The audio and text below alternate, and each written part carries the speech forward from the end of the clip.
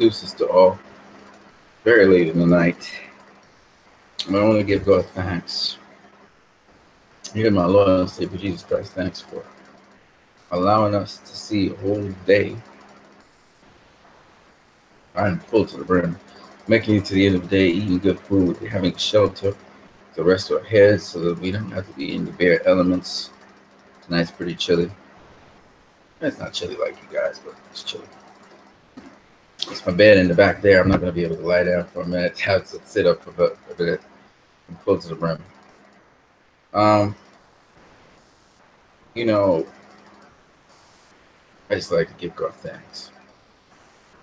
So I watched that Jaime Mungia versus Inoue, which is a fight that happened over the weekend for the WBO 154-pound super welterweight title. Mungia won it, but I'll be honest with you, Inoue was just sometimes pulverizing that dude. Really landing some hard shots, but Mungia was the guy that was more active, landing more shots, but still hardly phased Inoue. Inoue was a little bit repetitive in how his approach to things was.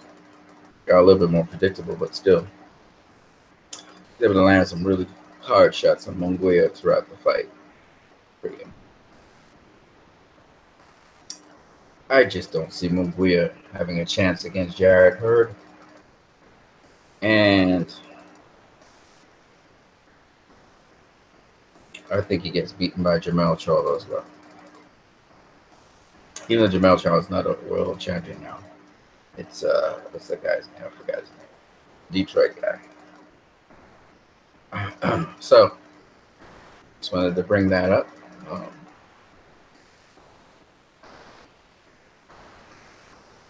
I saw a lot of people talking about a lot of things. Sending boxing, was watching the Boxing Boys, Boxing Wave, Beeb's channel, and a bunch of other channels. Honestly,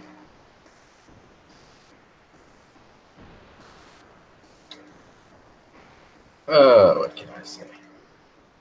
Nothing that I have said. I didn't hear anything new, really. It's amazing how these channels say basically very much about nothing. That's what it is. But I'm sleepy. Shout out to my subscriber, whoever else is watching this video. I see somebody watching the video. Shout out to you. If you want to, give me a shout back. But Mungia was getting clocked, man. His defense was not on point. And, you know, the thing about it is Inoue was just repetitive. He was doing the same thing over and over. And Mungia is still getting caught. And I thought, come on, man, make the necessary adjustment. He couldn't really do it. So, I mean, Hurd would kill him, quite frankly. I would say Jarrett Hurd, go for that title against Mungia. Mungia is very inexperienced as well, so just won the title very recently. Jaime Mungia. He's only 22 years of age. Takashi Inoue times really landed a lot of punches on the dude. Mungia won the title with Saddam Ali. He beat Liam Smith, which is a good fighter. Former world champion. He beat Brandon Cook, and then he beat Takashi Inoue. A rough and tumble fight. Inoue was, of course, undefeated at the time too, so that makes sense. But for a young champion, I would suggest he does not go up against Jarrett Hurd.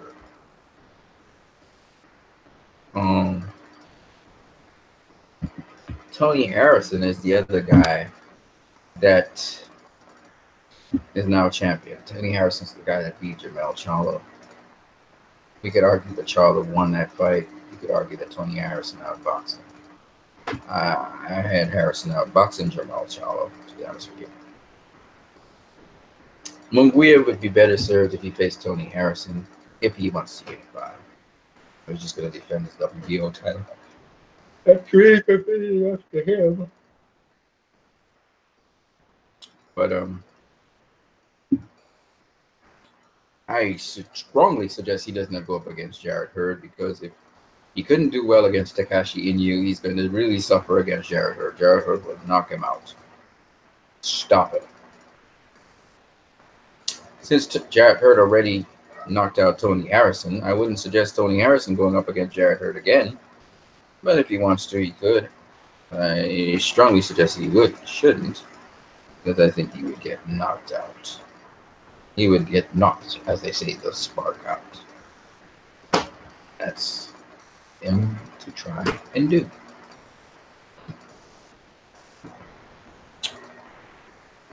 I want to just talk about a couple other things. So, it has to do with boxing divisions. If you're interested in that, keep tuning in. First of all, let me see who's here and if they're making any comments before I move on. Okay, nobody's making any comments. Good. Back to what I was saying here. So,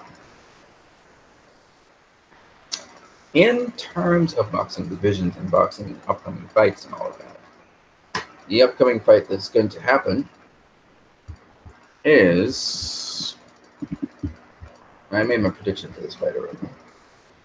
It probably will go the way how I predicted. Elida Alvarez versus Sergey Kovalev. And I've told you guys, I believe Elida Alvarez is going to stop Sergey Kovalev again. This time in less rounds. Okay, so that's what I think. I think Sergey Kovalev is done. He's done goods. He's not coming back anytime soon. Let me just speak to you guys about some of the fights that make me salivate. Okay, there's talk of Anthony Joshua facing Gerald Miller, Gerald Baby Miller. I'd love to see that. But I don't think it's going to happen. I think Anthony Joshua's going to stay in the UK and face off against Dillian Whyte.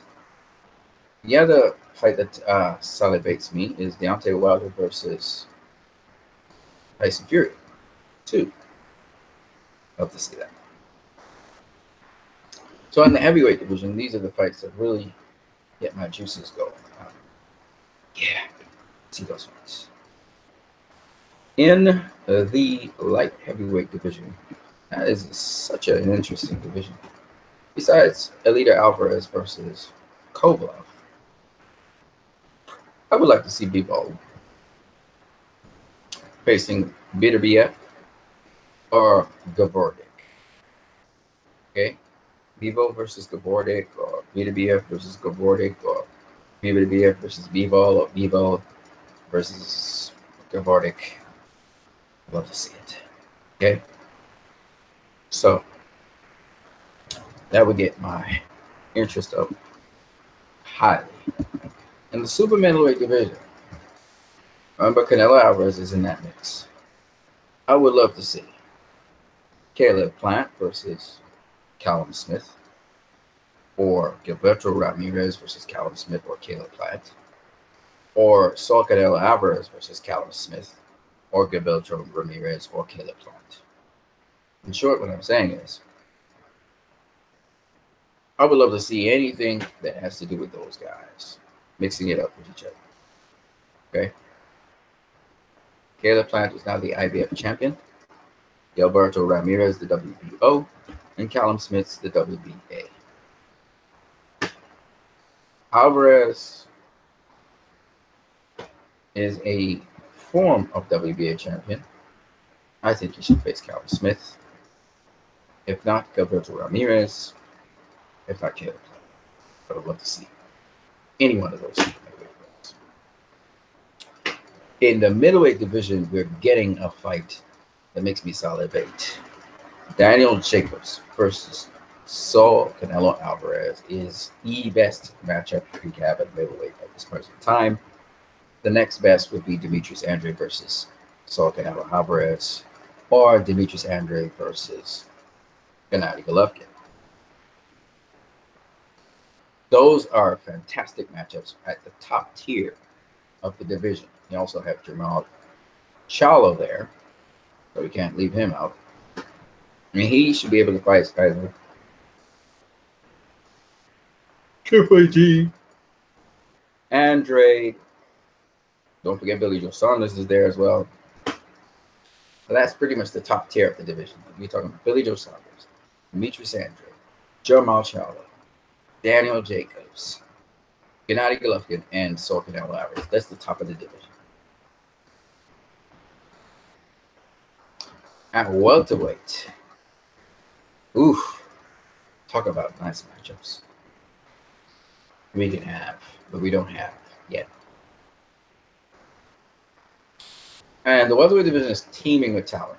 The names in the welterweight division that are just the top of the division are Manny Pacquiao, Terrence Crawford, Sean Porter, Errol Spence, Keith Thurman, Danny Garcia.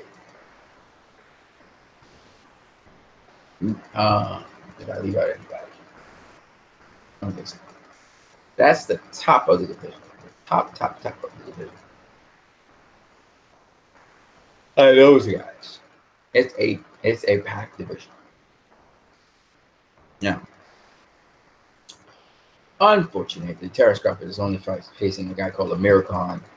And Americon, I don't think Americon, especially now, I don't think Terrence Crawford can knock out Americon. Why? Well, actually, he could probably knock out Americon. So then I think about it. Americon has been hit by much more powerful fighters. He would have to do some training, probably have Robert Garcia do some training to toughen him up a bit so he can face Terrence Crawford. But I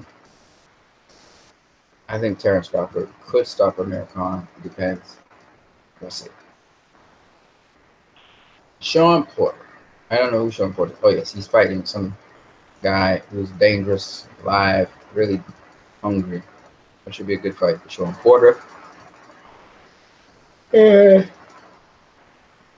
Keith Thurman just fought. Errol Spence will be fighting Mikey Garcia. I guarantee you it's going to be a tough fight for Errol Spence. And you might be surprised at what Mikey Garcia brings to the table. So just hold on to your horses. Yeah. Manny Pacquiao just fought Adrian Broner, beat him. So this is the kind of division we are looking at. And Danny Garcia, he hasn't fought anybody yet, but he's going to be fighting. So the weakest division, I think, of all the divisions is the super lightweight division. It's got basically nobody that I know about. Maurice Hooker is probably the best of the division, and I don't really rate him very highly. So there's Regis Prograis and Maurice Hooker. In the lightweight division, there's Vasily Lomachenko, and there's Mikey Garcia. But Mikey Garcia gave up his title. I don't think Mikey Garcia is going to ever come back down to lightweight. So bye-bye lightweight. I think he's going to be a welterweight. Or a good welterweight. At the super featherweight division, this is a very talented division. We got Miguel Barrichet, who is the longest reigning champion there. You got Gervonta Davis, Tevin Farmer. That's basically it. Some guy called Masayuki Ito. Farmer is a very good, skilled boxer and now world champion. Gervonta Davis is devastating. And Miguel Barrichet, he is the longest reigning of the champions there. Quite frankly, everybody would want to see Davis versus Farmer.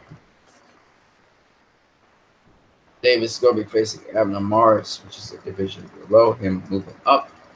But because he's trained by Robert Garcia and company, I got to say, it should be a good test for Gervonta Davis, especially with Abner Morris being such a seasoned championship fighter. So it should be a good fight. I would love to see either Farmer or Davis or even Ito facing Barrichet. See how that turns out. At the featherweight, again, this division is popping. We got Gary Russell Jr. We got Leo Santa Cruz.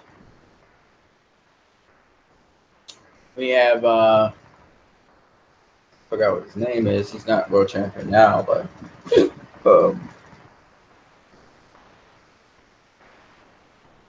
Josh Warrington just beat him. I forgot what his name is. He was supposed to be like a Garen Rigondeaux fan. So, I think Carl Frampton just got beat by Josh Washington. So they're changing up the guard. We'll see how Gary Russell Jr. can do against Leo Santa Cruz. I hope that matchup happens. Whew. Now we're getting the real small man. Super bantamweight division.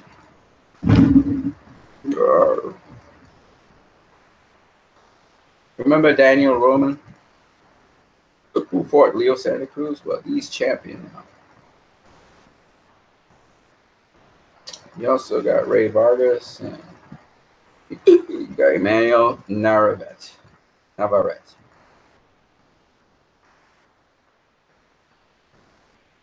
Luis Neri is a bantamweight champion. Delaney Tate is a bantamweight champion. Nonito Donaire is a bantamweight champion. These are the guys you gotta look out for. Now we got the smallest of the people. We got super flyweight. I think Wenyan Menyatin is a super flyweight. No. I'm mixing it up. Donnie Nietis is there. I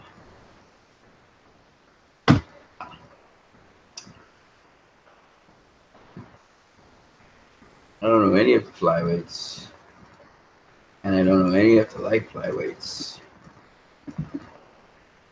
Because the minimum weight, Menyatin is there.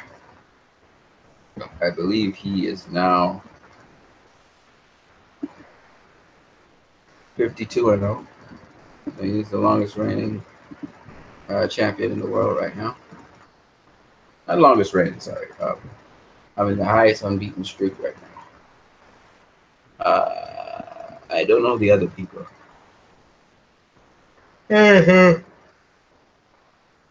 These are the world champions as they stand at present. Okay.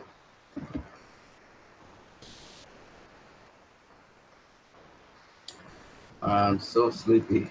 11:27 in the night where I live. Should be in my bed, but eyes are red. I drank a lot of fluid. I'm full. I can't just go lie down or vomit or something. Sorry. But yeah, some of the fights I'm excited to see. I'm excited to talk about that. And now, folks, have a good night. Peace to you all. I gotta sleep. Have a good one.